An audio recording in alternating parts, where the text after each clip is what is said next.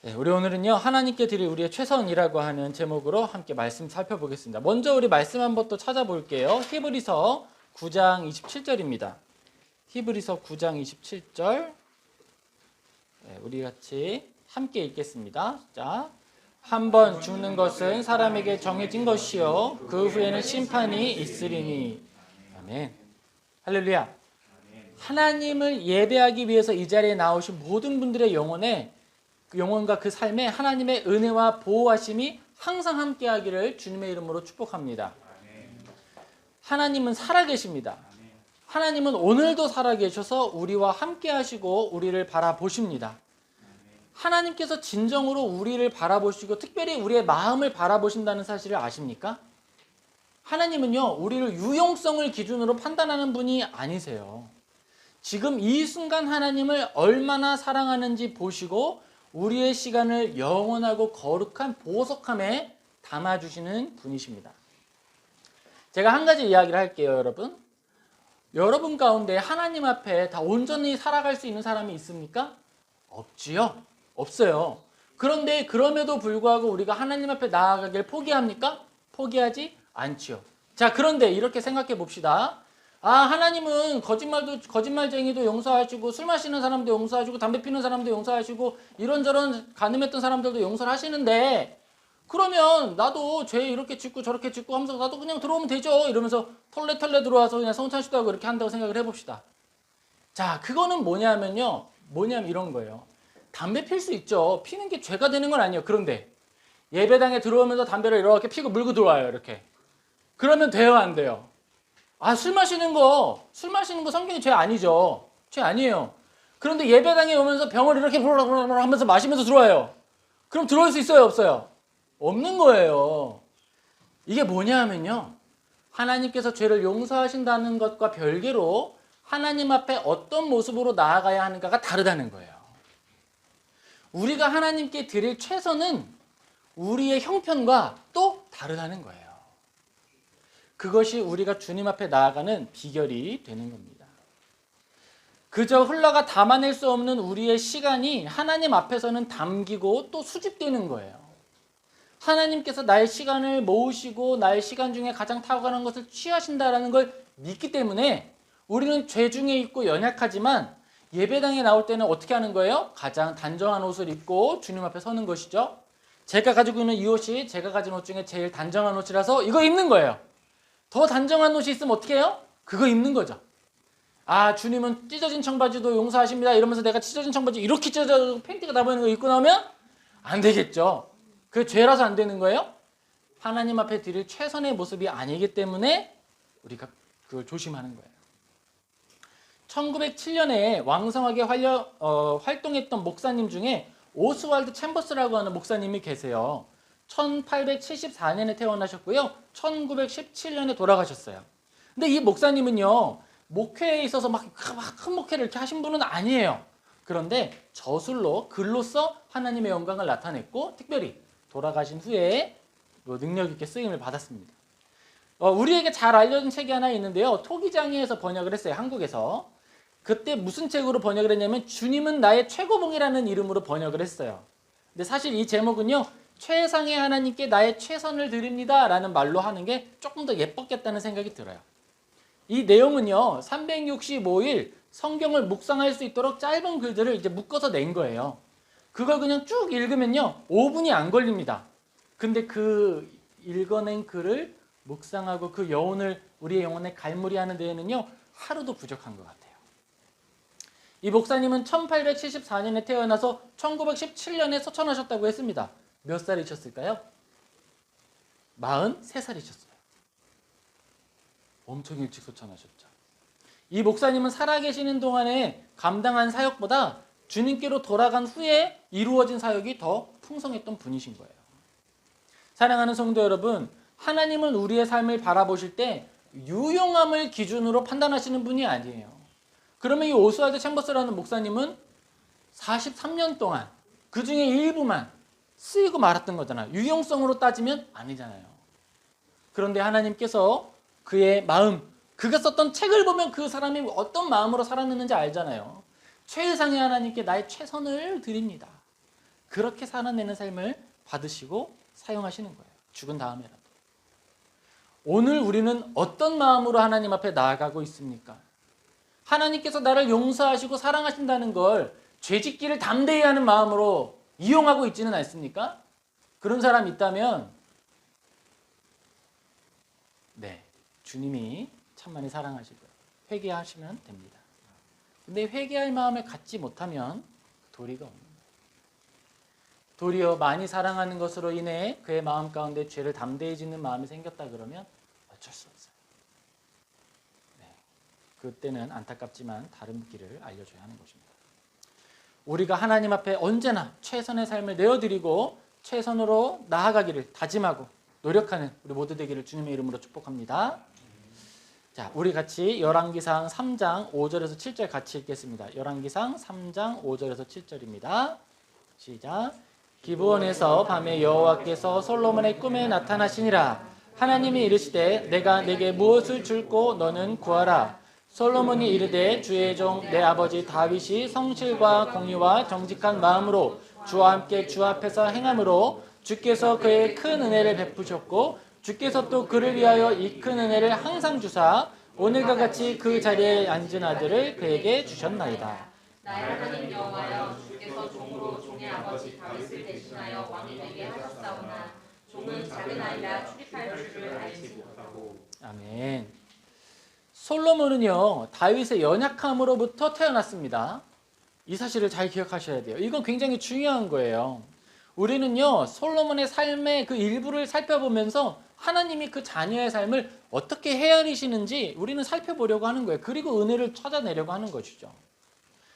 하나님께서는 막 완전하고 완전 완벽한 사람들만 모아서 그의 보석함에 담는 게 아니라는 거예요. 연약한 자들을 담으시고요. 죄의 열매인 솔로몬도 받으셨어요. 그런데 그 솔로몬을 받았던 기준이 뭐였어요? 회개였죠. 다윗의 회개였습니다. 그리고 회개만 있었던 게 아니에요. 첫째, 죽음이 있었어요. 죄에 대하여는 죽음의 심판이 있다라고 하는 것을 기억하는 거예요. 그리고 다시 한번 겸손히 나아갈 때 하나님이 그를 덮으시고 그의 연약함을 도리어 더 선한 것으로 받아 사용하여 주시는 것입니다. 하나님은 죄를 짓지 않고 올바르게 사는 일을 기뻐하십니다. 바로 그걸 기뻐하세요. 그런데 하나님은요, 죄 지은 사람이 회개하고 돌아오는 것을 함께 기뻐하십니다. 이 사실이 우리에게 얼마나 큰 위로가 되는지, 얼마나 큰 감사의 제목이 되는지 알 수 없습니다. 그런데 이 사실이 죄를 담대히 짓고, 술 마셔도 돼. 이거 죄 아니야. 이거 예수님 용서하실걸? 그런 마음이 되지 않기를 주님의 이름으로 축복합니다. 하나님은 죄의 삭시 사망임을 우리에게 알게 하시려고 다윗과 밧세바 사이에 잉태된 먼저 된 자녀를 데려가셨어요. 하지만 그 후에 다윗이 돌이켜 회개할 때 하나님과의 관계를 회복했을 때 솔로몬을 보내셨고 나단 선지자를 보내서 솔로몬에게 이름 하나를 더 지어줍니다. 그 이름이 뭘까요? 여디디야. 여디디야는요 여호와께 사랑을 입었다라는 의미예요. 여호와께 사랑을 입었다. 하나님은 죄를 용서하십니다. 하지만 죄 자체를 그저 용납하는 분이 아니에요. 우리가 죄를 지었기 때문에 용서하시기 위해서 뭐 하셨죠? 자신이 죽으셨습니다. 네가 죽어야 되는데 네가 죽으면 내가 너무 슬프니까 내가 너를 사랑하니까 내가 대신 죽을게. 그게 바로 십자가 사랑이었어요. 우리가 오늘 행하게 될 성찬식의 의미입니다. 죄를 용서하시지만 죄를 용납하는 분은 아니에요. 그의 인생에 죄를 심히 미워하시고 멀리할 수 있도록 징계하는 분이십니다. 죄에 대해서 하나님이 책임을 물으세요. 솔로몬이 태어나기 이전에 다윗이 하나님 앞에 얼마나 슬퍼했고 얼마나 애통했습니까? 그러나 책임을 물으셨죠. 그리고 그의 가족의 칼이 떠나지 않을 것이라 말씀하시고 그의 아들들이 반역하여서 다윗에게 들고 일어나게 만들고 아들들이 자기들의 부하들의 손에 죽는 모습을 눈으로 보게 만들었어요. 하나님께서 행하시는 것은 죄를 미워하게 하는 마음을 주시는 겁니다. 이것은 다윗 왕을 향하여 약속하신 사랑의 돌봄으로 그를 지탱하시는 것입니다. 하나님께서는 그의 자녀들이 연약한 때, 죄 지을 때는 징계하시지만 버리지는 않는다는 거예요. 이 징계에 대해서 여러분 아주 깊은 이해를 가지고 있어야 합니다. 사무엘하 7장 14절과 15절에 하나님은 다윗에게 이야기하십니다. 제가 읽어드리겠습니다. 하나님은 이제 다윗의 아버지가 되셔서 그가 죄를 범하면 사람의 매와 인생의 채찍으로 쳐서 징계하겠지만 은총을 빼앗아 버리지는 않겠다라고 이야기하셨습니다. 하나님께서 다루시는 사람의 매와 인생의 채찍은요, 진짜 매서운 거예요. 그게 그냥 까짝까짝 이렇게 하고 그냥 지나가는 게 아닙니다. 하나님이 치시는 매보다 엄마가 때밀어 주는 게 더 아프던데요? 그렇게 말할 수 있는 수준이 아니죠. 다윗의 시대에는요, 왕은 모든 것을 다 할 수 있는 사람이에요. 모든 것을 다 할 수 있는 사람. 그런데 그가 밧세바, 그러니까 다른 이의 아내를 취하는 것이 죄가 될 수 있었을까요? 오늘날에는 도덕적으로 죄가 되죠. 하지만 당시에는 아니에요. 권세에 있으면 할 수 있는 일이었어요. 생사 여탈권을 쥐고 있으니까. 그런데 그것에 대해서 나단이 지적을 했을 때 다윗은 즉시 회개하고 어떤 변명도 하지 않았습니다. 죄를 죄로 여기는 것이 은혜의 시작이에요. 죄를 죄로 여기지 않도록 자꾸 어떤 말들을 덧붙이고 어떤 이야기를 하는 사람이 있다 그러면 이단이라고 취급하면 되는 거예요. 여러분, 우리들은 죄에 대해서 민감히 찔리고 회개하도록 말씀을 읽는 거지, 이런 죄쯤은 지어도 돼라고 생각하기 위해서 성경 읽는 게 아닙니다. 누가 허튼 소리를 어떻게 하든지 아무 상관없어요. 그건 하나님의 말씀이 아니에요. 시대가 용납한다 그래서 그 또한 죄가 아닌 게 아닙니다. 시대가 용납한다 하더라도 말씀이 용납하지 않는다 그럼 죄입니다. 오히려 세상이 용납하는 죄라 하더라도 하나님이 징계하십니다. 하나님이 용납하지 못하는 죄를 시대가 인정하고 바알과 아세라를 섬기고 음란함을 범할 때 하나님은 나라를 멸망시켜 버리셨어요. 하나님은 민족을 징계하시는 분이고 역사를 경영하는 분이십니다. 가나안 땅에 머물던 사람들도 그들의 죄악이 창궐하였을 때 그들의 거주권을 박탈하시고 땅에서 진멸하셨습니다. 소돔과 고모라의 백성들도 마찬가지예요. 우리는 지극히 선하시며 모든 권세를 가지신 하나님의 통치를 따라 살아가는 사람이고 그의 다스리심 아래에 순종하는 사람들입니다. 회개하는 일에 대하여 하나님은 다른 걸 말씀하지 않으셨어요.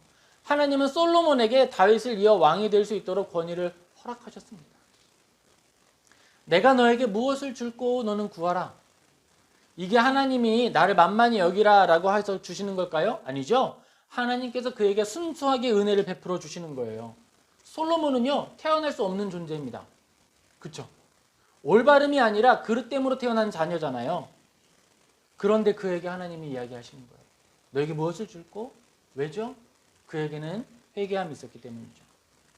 하나님의 말씀은 솔로몬이 하나님께 무엇을 요구할 수 있는 사람이라는 것을 의미하는 게 아니에요. 하나님이 솔로몬을 여디디아라고 불러주시는 것은요, 그에게 존귀한 은혜로 부어주시는 거예요. 너는 실수로 태어난 자다, 너는 죄로 인해 태어난 자다, 이렇게 평가하시는 것이 아니라 어떻게 평가하셨다고요? 여디디아, 여호와께서 너를 사랑하신다, 여호와께 사랑을 입었다라고 이름을 지어주셨다. 사랑하는 성도 여러분, 하나님의 이 마음이 오늘 우리에게도 흐른다는 사실을 믿으시기를 주님의 이름으로 축복합니다. 하나님은 우리의 존재가 완벽하기 때문에 사랑하시는 것이 아니라 하나님 사랑하는 마음으로 죄를 회개하기 때문에 받아주신 거예요. 우리가 하나님 앞에 돌이켜 나온 존재이기 때문에 우리를 사랑하십니다. 하나님께 다시 돌아가는 모든 이들과 그들의 여정과 발걸음을 기뻐하십니다. 나를 품꾼 중 하나로 여겨달라 말했던 사람 누구일까요? 탕자예요. 뭐라고요? 나를요, 나 아빠라고 부를 수가 없어요. 그러니까 나를 뭐로 여겨주세요? 나를 노예 중 한 사람으로 여겨주십시오. 그때 아버지가 어떻게 했죠? 멀리서도 아들인 줄을 알아보고 달려가서 그의 옷을 벗어서 입혀주고 가장 귀한 반지를 빼서 손에 끼워줬어요. 누가복음 15장 19절에서 22절 우리 같이 읽겠습니다. 시작.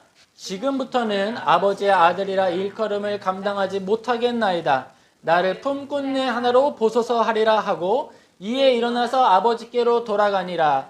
아직도 거리가 먼데 아버지가 그를 보고 치근히 여겨 달려가 목을 안고 입을 맞추니 아들이 이르되 아버지 내가 하늘과 아버지께 죄를 지었사오니 지금부터는 아버지의 아들이라 일컬음을 감당하지 못하겠나이다 하나 아버지는 종들에게 이르되 제일 좋은 옷을 내어다가 입히고 손에 가락지를 끼우고 발에 신을 신기라.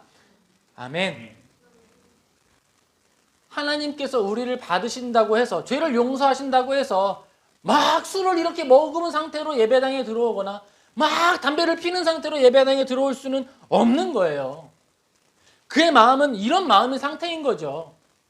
내가 아버지께 참 아들이라고 부름받을 수도 없습니다. 이 마음으로 나아갈 때 멀리서 바라보시고 달려와 안아주시는 거예요. 아, 예수님 뭐 살인자도 용서하시고 세리도 용서하시고 온갖 죄 있는 사람 다 용서하시면서 내깟 죄 뭐 용서 못 하시겠어요? 이러면서 이렇게 들어온다고요? 사탄아 물러가라. 여기에 머물 자리가 없는 것입니다. 하나님께서는 우리에게 부당한 것을 요구하지 않으십니다. 오히려 하나님은 우리의 삶에 가장 선한 것을 얻게 하시려고 또한 좋은 것을 알려주시는 거예요. 하나님의 법, 구약의 율법은요, 누구를 위해서 주어진 거예요? 우리들의 행복을 위해서 주어졌다라고 모세가 이야기했습니다. 너희들의 행복을 위해서 주어진 그 법을 지킬 것이 아니냐. 솔로몬은 자신의 자리를 기억하고 하나님 앞에 겸손히 나아갔습니다. 그의 출발이 어디였는지가 아니라 그가 어떤 마음으로 하나님 앞에 가느냐를 지금 바라보시는 거예요. 하나님은 그의 모든 모습을 매우 기뻐하셨습니다. 사랑하는 성도 여러분, 하나님의 말씀에 생명이 있습니다. 이 말씀은요, 시대를 초월하여서 우리를 생명의 길로 인도합니다. 하나님의 말씀 안에 충만한 하나님의 은혜와 소망을 소유하는 복된 성도님 되시길 주님의 이름으로 축복합니다. 우리 이어서 열왕기상 3장 7절에서 9절 같이 읽겠습니다. 열왕기상 3장 7절에서 9절입니다. 시작. 나의 하나님 여호와여, 주께서 종으로 종의 아버지 다윗을 대신하여 왕이 되게 하셨사오나 종은 작은 아이라 출입할 줄을 알지 못하고 주께서 택한 백성 가운데 있나이다. 그들은 큰 백성이라 수요가 많아서 셀 수도 없고 기록할 수도 없사오니 누가 주의 이 많은 백성을 재판할 수 있사오리이까. 듣는 마음을 종에게 주사 주의 백성을 재판하여 선악을 분별하게 하소서. 아멘. 솔로몬은 하나님 앞에 자신이 작은 아이라고 이야기합니다. 솔로몬은 하나님 앞에 어린 아이였어요. 그런데 육체적인 상황에서의 어린 아이라고 본다 그러면요, 조금 오해가 있어요. 왜냐하면 이 고백하기 이전에 솔로몬 뭐 했어요? 자기 형제들을 숙청했습니다. 진짜 아이였다 그러면 형제 숙청할 수 있었을까요? 못하죠. 이미 형제들을 숙청해야겠다라고 결단하고 실행할 수 있을 정도의 결단력과 분별력을 가진 완숙한 성인이었어요. 그리고 지금 솔로몬은요, 만약에 육체적으로 어리다? 그가 정당하게 왕이 될 수 있었을까요? 형이 이렇게 크고 형이 눈을 시퍼렇게 뜨고 있는데 할 수가 없어요. 할 수가. 정당하게 왕의 권리를 취할 수 있을 만큼 성숙한 상태였습니다. 그런 상태에서 솔로몬이 하나님 앞에 뭐라고 말하는 거예요? 나는 작은 아이입니다 라고 이야기하는 거예요. 이것은요, 솔로몬이 하나님 앞에 자신의 모습을 지극히 낮추어 고백하는 것으로 보아야 하는 거예요. 솔로몬이 하나님 앞에 어린아이임을 잊지 않는 동안 하나님을 기쁘시게 하는 왕이 될 수 있는 겁니다. 여러분, 우리들은요, 이 솔로몬의 자세를 기억해야 해요. 우리들은 언제나 하나님 앞에 어린아이입니다. 어린아이예요. 어린아이처럼 주님 앞에 나아가는 게 우리 삶의 포인트예요. 포인트. 우리는 언제나 하나님께 최선을 드리기 어렵고요. 하나님 앞에 언제나 좋은 모습만 보이기 어려워요. 근데 뭐 하면 돼요? 그때 어린아이처럼 행동하면 돼요. 어린아이처럼. 순수함으로 나아가면 되는 겁니다. 있는 채 하지 말고요. 없는 채 하지 말고요. 사무엘 앞에 나아갔던 사울처럼 행동하지 않으면 되는 거예요. 하나님의 사람이시여 당신에게 복이 있기를 바라고 하나님이 당신을 받아주시기를 바랍니다. 너스레 떨지 마시라고요. 어린애면요, 잘못하면 어떻게 해요? 그냥 저는 밥 먹다가 이렇게 쳐다만 보면요, 어린애는요, 잘못하고 있으면 이렇게 하는 거예요. 어린애는요, 이렇게 잘못하고 있을 때요, 아빠가 재하야 하고 부르면 뭐 하는 거예요? 아무것도 안 했어요. 이렇게 하는 거예요. 죄가 죄인 줄 알고 떠는 마음입니다. 하나님께서는 우리를 붙들어 주셔서 듣는 마음을 주시는 거예요. 성경에서 말씀하시는 것을 그대로 받는 거예요. 어린아이처럼. 사울처럼 하면 어떻게 되는 거예요? 아, 하나님 세상이 다 그렇게 하길래 내가 세상이 두려워서 그렇게 했습니다라고 하는 거죠. 백성이 두려워서 내가 제사를 드렸습니다라고 말했던 사울의 변명이 되는 거예요. 있는 채 하는 거예요. 있는 채. 그때 뭐 하는 거예요? 그냥 아유 제가 실수했습니다. 죄송합니다. 하나님께서는 우리에게 하나님의 말씀을 통해 돌아올 수 있는 길을 알려주시는 거예요. 있는 채 하지 말고 아닌 채 하지 말고 그저 돌아오라. 그저 돌아오라. 우리 이어서 열왕기상 3장 10절 같이 읽겠습니다. 열왕기상 3장 10절입니다. 솔로몬이 이것을 구하매 말씀이 주의 마음에 든지라. 아멘. 여러분 하나님은 어떤 분이십니까? 하나님은 시간 밖에 계시는 분이에요. 모든 시간을 현재처럼 살펴보시는 분이에요. 모든 시간과 끝에, 시간의 시작과 그 끝을 동시에 바라보는 분이십니다. 모든 상황을 현재로 바라보는 분이세요. 시간도 하나님의 피조물입니다. 자, 이 사실로부터 솔로몬의 삶을 돌아봅시다. 솔로몬은요, 과연 끝까지 완벽합니까? 이 마음을 죽을 때까지 지켰습니까? 솔로몬 왕은 어떤 삶을 살아냈습니까? 우리의 삶을 한 번 더 비추어 봅시다. 우리는 점과 흠이 없는 존재입니까? 모자람이나 부족함이나 연약함이 우리에겐 없습니까? 우리 공동체에 죄의 길을 열어두는 말이 아니라는 사실을 기억하시기 바랍니다. 하나님은 사람의 매와 인생의 채찍으로 우리를 다루셔서 결국 그의 사랑하는 자녀를 고쳐주시는 거예요. 이게 하나님이 행하시는 일입니다. 죄를 무덤덤하게 여기고 그냥 그렇게 살게 하도록 길을 열어주시는 분이 아니라는 거예요. 모든 것을 다 아시는 하나님께서 솔로몬을 기뻐하시는데 하나님이 어떻게 바라보시는 거예요? 솔로몬이 이것을 구하매 그의 마음에 든지라. 아주 그 순간에 집중하여서 평가하는 거예요. 자, 이렇게 이야기합니다. 우리들은 이렇게 하지요. 우리가 가족들을 바라볼 때에, 이웃을 바라볼 때에 그가 현재 잘하고 있는 행동이 아니라 이전에 했던 실수들이나 미래에 할 수 있는 실수들을 통해서 바라보는 경우가 있어요. 뭐죠? 어이구 네가 장로라고? 네가 참 그러고도 장로구나. 네가 이런 것도 했었지? 이런 것이나 또 뭐죠? 야, 너 이런 실수도 있었는데 네가 그렇게 하는 게 참 보기 좋네. 비꼬는 거죠. 또 뭐죠? 야, 너 저렇게 행동하는데 너 누구에게 잘 보이려고 그러는 거 아니야? 너 그런 애 아니잖아. 그런 애 아니지나라는 낙인으로 평가하는 그런 폄하를 하기도 하죠. 그런데 지금 하나님은 어떠시죠? 하나님은 솔로몬의 현재뿐만 아니라 솔로몬이 나중에 수많은 처첩을 거느리고 하나님을 버리고 우상을 숭배하고 우상 앞에 절하는 모습이라는 걸 아세요. 그럼에도 불구하고 너 나중에 우상 숭배할 놈이잖아. 근데 뭐 이렇게 좀 있는 척하네. 이렇게 평가하지 않으시는 거예요. 그냥 그 순간으로 온전히 평가하시고 복을 완전히 부어주시는 거예요. 그것이 바로 하나님의 사랑입니다. 이것을 우리에게 적용하면 뭐가 되는 거예요? 내가 이전에 지었던 죄에 대해서 기억하지 않으시는 거예요. 언제요? 회개하는 순간이요. 죄송합니다 하나님 하는 순간 이전의 죄에 대해서 너는 이제 태어난 거나 똑같아. 너는 완벽해. 너는 내 아들이야. 여디디야. 솔로몬, 너는 우리아의 아내 밧세바를 범해서 태어난 자녀가 아니다. 너는 여디디야다.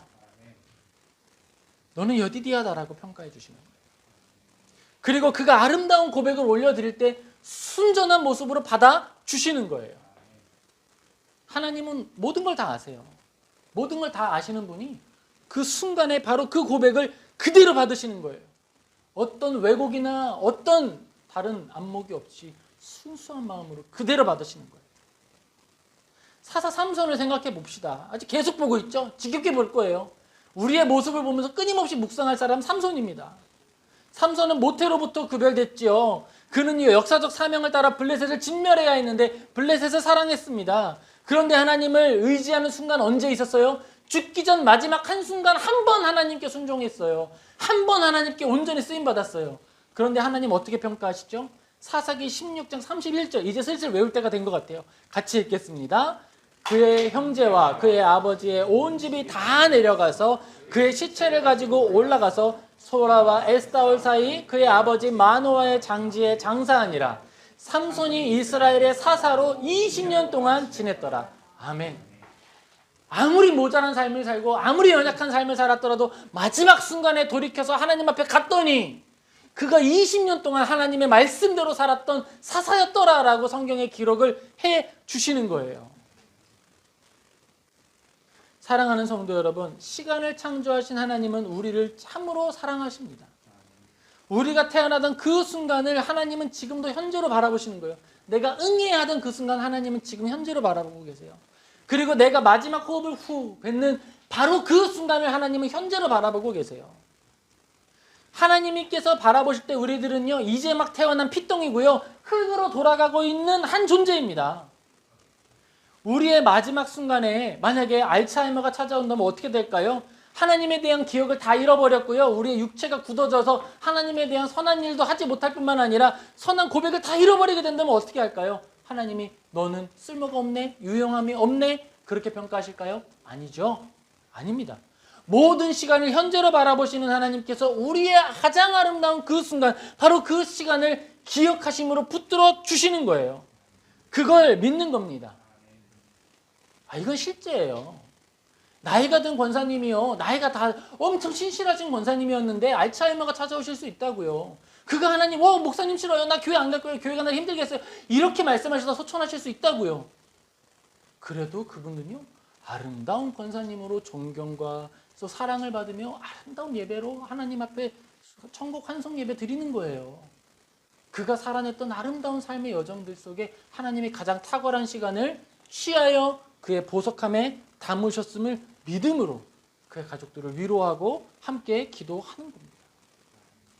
하나님은 사람을 유용함으로 그런 걸 기준으로 평가하는 분이 아니십니다. 하나님은 우리를 받으실 때 우리의 마음을 받으십니다. 하나님은 우리가 가진 가장 아름다운 순간을 기준으로 우리를 받아 주십니다. 하나님께 우리는 언제든 최선과 최고의 탁월함을 드릴 기회를 가지고 있습니다.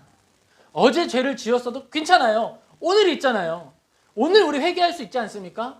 오늘 우리 호흡하고 있잖아요. 이 호흡이 있는 동안에 우리는 언제나 회개하고 언제나 최선의 것을 하나님께 올려드릴 기회를 가지고 있는 것입니다.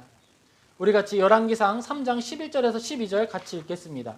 열왕기상 3장 11절에서 12절입니다.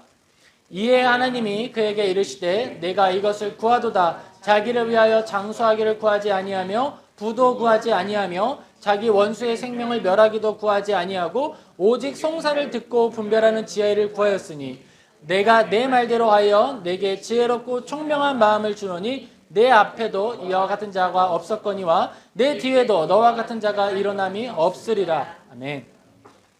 하나님은요, 우리가 드리는 최선의 고백, 그 믿음의 잔에 자기가 가지고 계신 가장 선한 의지의 능력을 채워주시는 분이십니다. 우리가 하나님께 올려드리는 거예요. 하나님, 나의 삶이 주님의 것입니다 라고 하는 이 고백 올려드렸잖아요. 그럼 내 삶이 뭔데요? 내 삶이 텅 비었잖아요. 그 삶을 뭘 채워주신다고요? 하나님의 능력과 사랑으로 채워주시는 분은 하나님이시라고요. 하나님, 내 삶을 드립니다 라고 했는데 나는 학점 F 받는 학생일 수 있고요. 하나님께 내 삶을 드립니다 라고 했는데 나는 무능력한 목회자일 수 있어요. 그런데 하나님이 내 삶을 드립니다 라고 하는 고백에 은혜를 부어주시면 그가 하나님의 사람으로 쓰임받는 여정을 살아낼 수 있는 거예요. 우리가 드릴 수 있는 최선은요, 빈 잔을 그저 내어드리는 거예요. 내 삶을 쓰소서 그랬는데 나는 뭐예요? 뭐가 좋을까요? 나는 내 삶을 쓰소서 했는데 제일 무력했을 때가 내가 그래 학교를 중퇴했으니까 고졸이구나 했던 그 상태였어요. 후에 다시 한번 학위를 땄지만 대학교를 중퇴하고 났더니 대학교 중퇴는 스펙이 아니더라고요. 그냥 고졸이더라고요. 고졸. 주께 드립니다 그랬는데 채우신 분은 하나님이셨습니다. 하나님은 모든 시간을 헤아리시며 우리에게 모든 하루의 은혜와 하루의 호흡과 하루의 생명을 허락하여 주시는 거예요. 하나님이 말씀하십니다. 솔로몬의 고백을 채우시는 거예요. 자기를 위하여 장수하기를 구하지도 않고 부를 구하지도 않고 자기 원수 생명을 멸하기도 구하지 않고 오직 송사를 듣고 분별하는 지혜를 구하였으니 내가 너의 말대로 너에게 지혜롭고 총명한 마음을 주겠다 그리고 덧붙여서 너희가 너에게 모든 것을 다 더해 주겠다 그러시는 거예요. 너는 나중에 나를 버릴 거고 우상을 숭배할 거고 이런 거 없고요. 그냥 오늘의 은혜 고백 다 드렸더니 주님이 그걸 꽉 채우시는 거예요. 내가 오늘의 너를 순수하게 받았다라는 거죠. 우리는 하나님께 최선과 최상의 것을 드릴 수 있습니다. 내일 드리는 것이 아니고요. 언젠가 그때가 오면 드리겠습니다가 아니고요. 지금 내 삶을 드립니다 하는 거예요. 내가 비록 학교를 졸업한 것도 아니고 어떤 능력을 가지고 있는 것도 아니고 자랑할 만한 게 있는 것도 아니고 내 손에 재물이 있는 것도 아니지만 그저 드립니다 라고 했더니 하나님이 뭐예요? 받았다 그러는 거죠.